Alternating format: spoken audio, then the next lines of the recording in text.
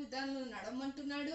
ఆయన జీవాన్ని కలిగి జీవించినట్లయితే ఆయన రాకల్లో ఎత్తబడే వారి గుంపులో ఉండాలని ఆశపడుతున్నాడు. ప్రతి ఒక్కరు కూడా దేవుడు ఎరగని ప్రజలు ప్రభువుని యేసుక్రీస్తు అని పలుకుతూనే ఉన్నారు. మరలా సినీ ఫీల్డే కానీ రాజకీయ నాయకులే కానీ అందరూ కూడా ఆయన పేరు పలుకుతూనే ఉన్నారు. కానీ చూసారా, ఈ కాని అన్న మాటలోనే దుష్టుడు ఆపేస్తున్నాడండి. ఎప్పుడైతే ఈ కాని అన్న మాట నుంచి వాళ్ళు ముందుకు వచ్చి ఆయనే అని నమ్మి, ఆయనే మార్గం సత్యం జీవం ఉన్నాడు నమ్మి విశ్వసించినట్లయితే తప్పకుండా ఆయన రాజ్యంలో ప్రతి ఒక్క ఆత్మ తండ్రి వద్దన ఉండబోతుందండి.